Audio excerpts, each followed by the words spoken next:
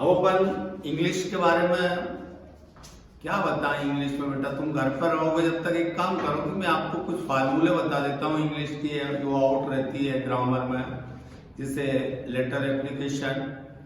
तो अब एप्लीकेशन जैसी आएगी वैसा आप लिख लेना। जैसे वो बोलता कि write an application to your principal requesting him to your school leaving certificate, या वो बोलेगा write an application to your headmaster for sick leave, बीमारी के लिए, या वो बोल देगा यू आर नीलेश वर्मा, ये student of government higher secondary school Ratlam, write an application to your headmaster requesting him to your school leaving certificate. अब इस तरह से क्वेश्चन जो भी वो देगा तो उस क्वेश्चन के हिसाब से आपको पहले एक फॉर्मेट तैयार कर लेना। अभी छुट्टियों में केवल यही चीज पर ध्यान देना कि फॉर्मेट ऐसा रहेगा तो उसके हिसाब से अपन जैसा प्रश्न रहेगा उसके रिकॉर्डिंग अपन उसको लिख सकते हैं। तो मैंने ये लिखा कि to the principal government higher secondary school Indore, sir I beg to say that I am a student of class, यहाँ क्लास में आपको जो लिखना 6, 7, 8, 9, 10 जो डालना वो डाल लेना। In your school, मैं आपके स्कूल में कक्षा 8 में का स्टूडेंट हूँ। I have been suffering from fever, मुझे suffering from fever आने होता कि मैं बुखार से पीड़ित हूँ। Suffering from fever since SINC, since LAST, lost, NIGHT, since last night। अपन ने इतना लिख दिया since last night, मैं रात से, पिछली रात से बीमार हूं। So निकाल देता हूं।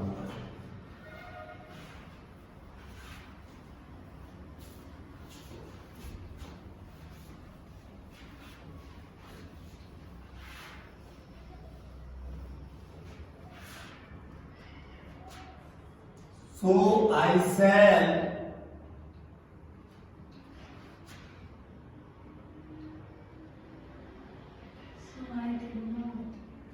so I cannot attend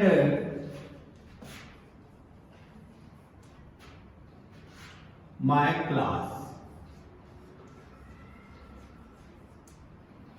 यहाँ लिखेंगे kindly, KINDLY, kindly grant, GRANT, grant me leave, LEAV, leave for 2 days। यहाँ लिखेंगे yours by, OURS, yours OBEDIENTLY,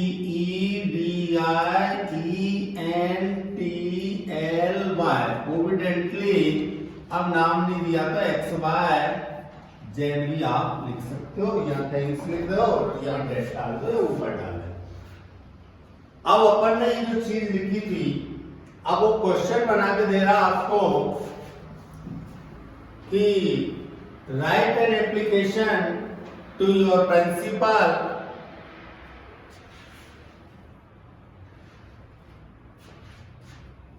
write an application to a principal requesting him to attend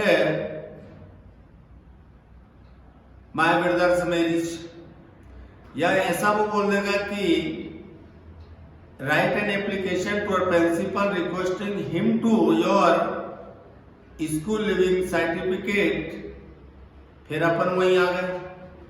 अपन को ऐसा बनाएगा वो कि जैसे आपके प्राचार्य को या आपके प्रधान अध्यापक को एक एप्लीकेशन लिखिए जिसमें आपको आपके ब्रदर अन्य भाई की शादी में जाना है, इसके लिए आपको छुट्टी चाहिए। तो leave for attend your brother's marriage. तो जहां अपन ने लिखा था I have been suffering, SUFFERING, suffering from fever since last night, के स्थान पर क्या लिख देंगे? I am going to attend my brother's marriage. फिर वही को वो लिख देंगे, so I can not attend my class, kindly grant me leave for 2 days। अब यही फिर लिख देंगे अपन कि I am going to play a cricket match, so I can not attend my class, kindly grant me leave for 2 days। जो भी अपन ने ये वो बाकी ऊपर का मैटर पूरा लिखना है। ये जो लिखा मैंने कि I have been suffering from fever since last night, so I can not attend my class, के स्थान पर क्या लिख देंगे? I am going to attend my brother's marriage, so I can not attend my class.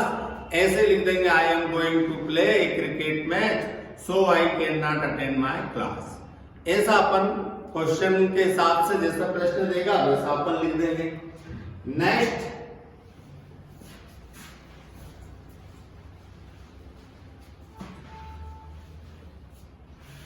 Next में बोल रहा कि write an application to your principal requesting him to school leaving certificate. ये हो गई एक।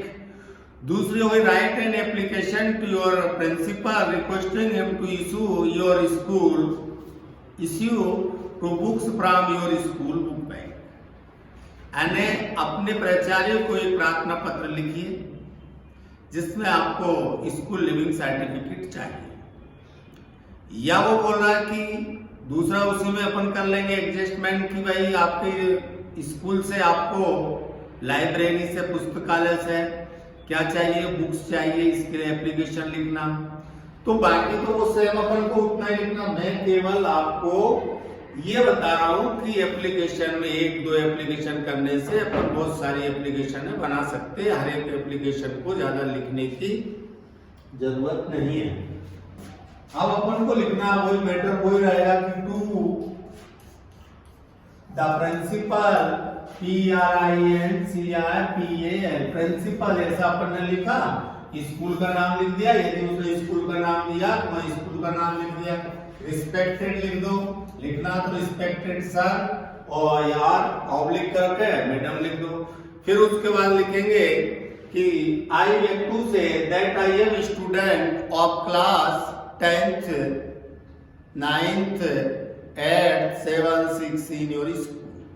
जो भी क्लास में आप पढ़ रहे हो वो क्लास का आप my father has been transfer.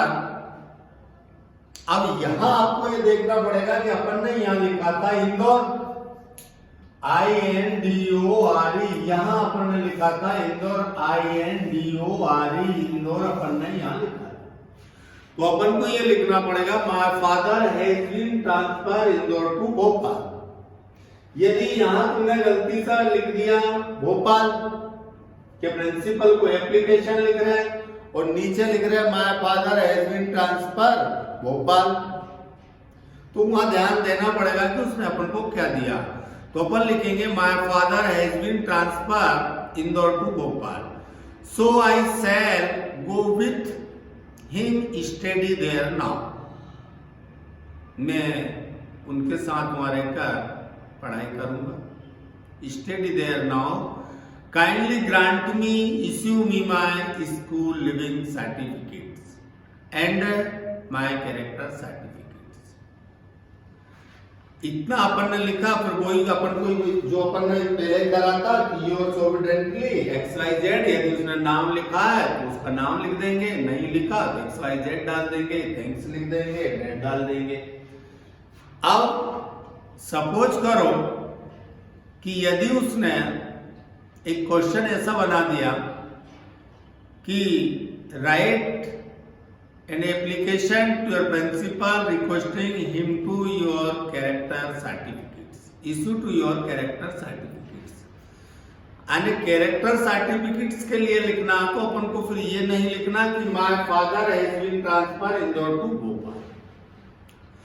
जहां कैरेक्टर सर्टिफिकेट्स के बारे वाली बात आ जाएगी तो उसको प्रश्न को पहले आप अच्छे से समझ लेना, क्वेश्चन में क्या बोला वो एक शब्द की एक सेंटेंस से पूरी की पूरी एप्लीकेशन चेंज हो जाएगी। अब यहां क्या करेंगे अपन कि एक तो अपन ने लिख दिया sir I beg to say that I am a student of class at 10th in your school। इसके बाद अपन ने लिखा था कि my father has been transferred Indore to Bhopal. यहां अपन को लिखना कि I am join the ITI या I am या ऐसा बोल सकते हैं my selection to state bank of India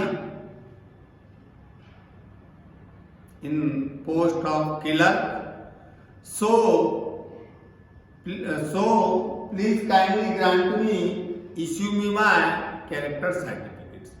क्योंकि कैरेक्टर सर्टिफिकेट्स अलग से लेना पड़ता है तो उसके लिए जैसे सेंट्रल गवर्नमेंट कोई बैंक है, ITI है या कोई भी गवर्नमेंट के लिए आप जॉब कर रहे हो या किसी प्रशासनिक कार्य के लिए आपको चाहिए स्कूल का सर्टिफिकेट तो वो कैरेक्टर सर्टिफिकेट्स अलग से बनता है। ये सब हुआ ध्यान में, इतना तो आपसे नहीं पूछेंगे। अब आगे थे अपन फीस माफ के लिए। Write an application to principal requesting him to your school full fee concession. तो वही कहानी लिखना कि to the principal government higher secondary school Indore sir I beg to say that I am a student of class 9th in your school. फिर बेटा यहां लिखेंगे my father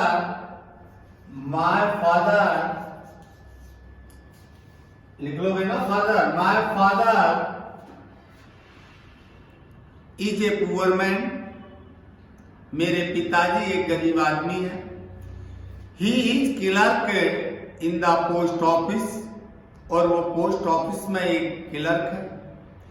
he is monthly income से 500 रुपीज ओनली, 5,000 रुपए उनकी कुल income है। My two younger sisters also go to college, और मेरी 2 बहनें हैं वो भी कॉलेज जाती है। And my family is 6 members, और मेरे परिवार में 6 सदस्य हैं। So my father is unable to pay my school fees, इसलिए मेरे पिताजी मेरी स्कूल की फीस भरने में असमर्थ है।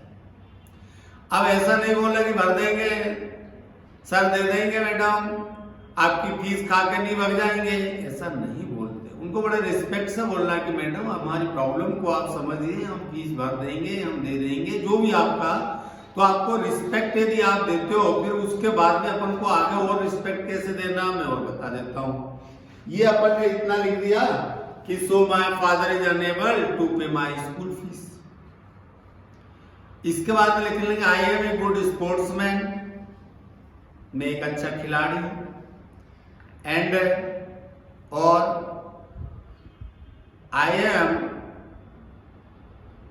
या अपन ऐसा भी बोल सकते हैं कि I am a good sportsman और एक अच्छा खिलाड़ी। And I am join the school animal function and get to many prize, और मैंने बहुत से इनाम जीते। So please kindly grant me this year my school full fee concession। या अपन स्कूल का भी लिख सकते हैं I pass in last class 89% in your school. तो कहीं ना कहीं आपको रीजन देना पड़ेगा कि सर मैंने आपके अपने स्कूल से 89% से उत्तीर्ण की थी और एक मैं अच्छा खिलाड़ी हूँ और मैंने स्कूल की जो गैदरिंग थी उसमें मैंने डेवा पार्टिसिपेट किया था, मुझे बहुत सारे खेलों में या मुझे बहुत सारी प्राइजों से सम्मानित किया गया था, तो फॉलोइंग द रीजन, इन कारणों से मेरी स्कूल की फीस माफ करें। तो फिर मैडम को ऐसा लगेगा नहीं एक अच्छा बच्चा है, अच्छी फैमिली का बच्चा है, पढ़ने वाला बच्चा है, तो इसकी फीस माफ तो कर देते हैं। ऐसा नहीं कि मैडम भर देंगे दे देंगे, तो ये शब्दों का ही अपन को, एप्लीकेशन का मतलब ये नहीं है, थोड़ी अपन को मन से लिखना।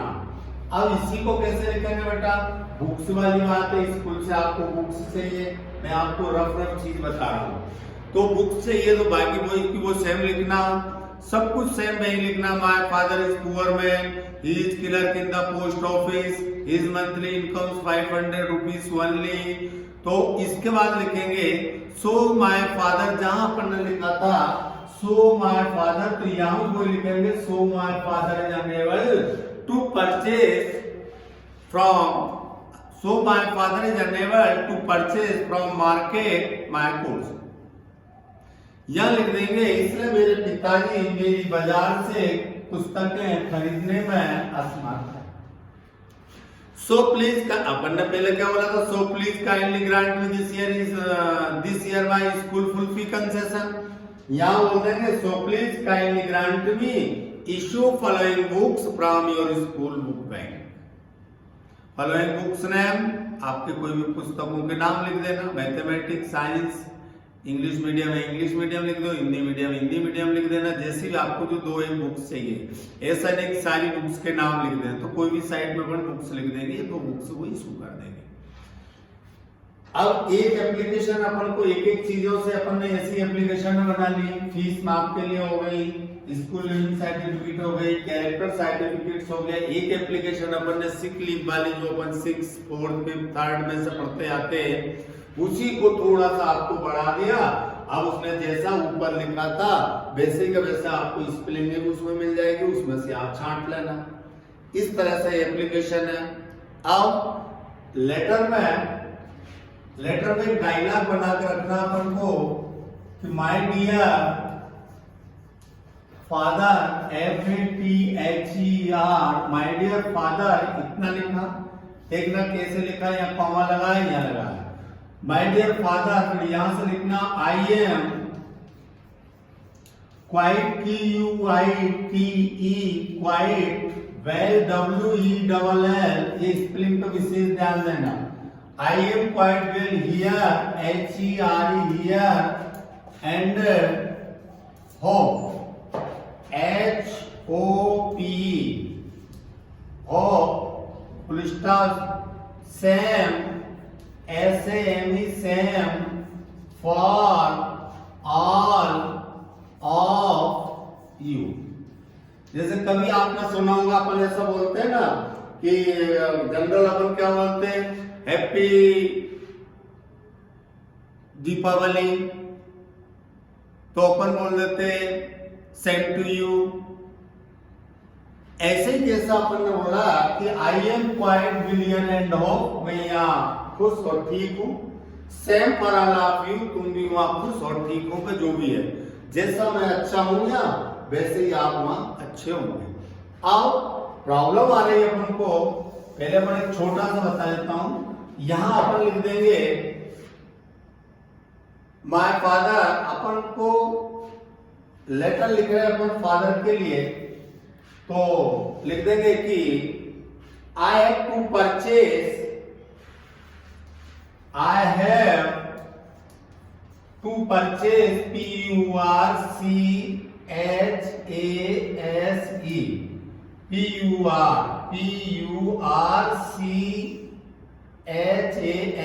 परचेस भी लिख सकते हो और BUY भी लिख सकते हो।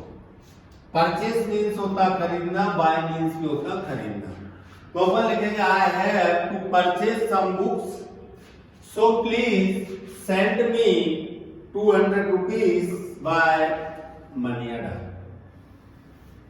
ये अपन ने इतना लिखा कि सेंड मीन्स होता भेजना, मुझे 200 रुपये मनी ऑर्डर के द्वारा भेज देना, क्योंकि मुझे पुस्तकें खरीदनी है। फिर पैराग्राफ चेंज करके लिखेंगे कन्वे, CONVEY, कन्वे यानी convey to respect, RESPECT, respect to my mother, convey to respect my mother. फिर यहां कोई ऐसे कैसा लिखना, yours bio, yours obediently, sorry yours loving, या obediently को नहीं लिखना बेटा, यहाँ लिखना yours loving, LOVING, loving son। इस तरह से अपन ने एक अच्छा बना लिया मटेरियल। अब इसको अब 9th का, ये तो 6th का बच्चा लिख लेगा, अब थोड़ी बड़ी लिख लेंगे तो कुछ छूट भी जाएगा तो चलेगा। अपन लिखेंगे कि my dear father, I am quite well here and of, same for all of you. अब लिखेंगे my examination are very near, मेरी परीक्षाएं बहुत पास आ गई है। आई एम वर्किंग हार्ड, मैं कठिन कार्य कर रहा हूं। आई गेट 2 गुड मार्क्स, अच्छे अंक प्राप्त करने के लिए। अब सो बाकी वैसे लिखना, I have to purchase some books, so please send me 500 rupees by money order, convey to respect my mother and love to Neetu and Tinku. कुछ भी जो भी आपको लिखना, उनको प्यार कहना, मम्मी को मेरा रिस्पेक्ट सम्मान कहना, चरण स्पर्श कहना, जो भी अपन हिंदी में लिखेंगे। और इसको बढ़ा के लिखना है। अब क्वेश्चन उसने दे दिया, write a letter to your father, information for studies and your hostel life. अब तुम्हारे हॉस्टल लाइफ के बारे में बोल दिया, तो वही की वो कहानी लिखना कि my examination are very near, I am working hard, I get to good marks. Get आने होता पाना, गुड आने होता अच्छा, मार्क्स आने होते नंबर, है ना। आई हार्ड वर्क आने कठिन कार्य। I have to purchase some books, so please send me 500 rupees by money order. ये तो वही की वो हो गया लेटर में। अब उन्होंने एक चीज जोड़ दी थी, कौन सी, कि हॉस्टल लाइफ, तो लिख देंगे my hostel room partner Ram Singh is very good intelligent student. मेरा जो रूम पार्टनर है वो राम सिंह है और बहुत होशियार बच्चा, अच्छा है। And my room is very neat and clean, मेरा रूम हमेशा साफ सुथरा रहता है। एंड उसके बाद लिख देंगे कि my health is very fine, या गुड, जो भी आपको लिखना। फिर वैसे के वैसा, yours loving convey to respect my mother, yours loving son XYZ। इस तरह से लेटर एप्लीकेशनों को आप थोड़ा थोड़ा सा घर पे एक बार रिवाइज कर लेना, फिर आपको नोट्स में से व्यवस्थित सिस्टमेटिक, या क्लास में जब अपन बैठेंगे, जब टीचर रहेंगे, तो उस समय आपको बोर्ड पर एक एक कॉन्सेप्ट और क्लियर कर देंगे। पर अभी थोड़ा थोड़ा आप बोलना तो सीखना, लिखना सीख जाना, रफ क्वेश्चन को समझ लेना। भाई आपको ज्यादा वर्कलोड नहीं लेना है, केवल जो मैंने बोला ये मीनिंग आप लिख ही लोगे। मीनिंगों को लिखते लिखते धीरे धीरे जो आपको इजी है पुराने, उनमें से आप एडजस्टमेंट कर लेना।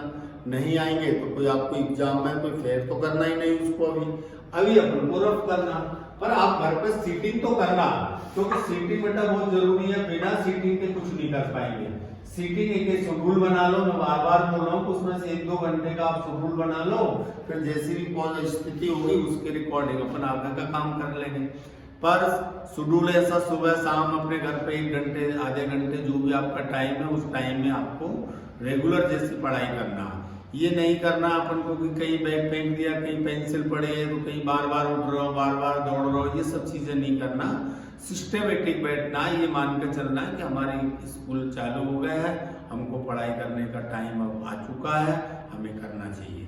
तो ऐसा ध्यान देके आपको करना है।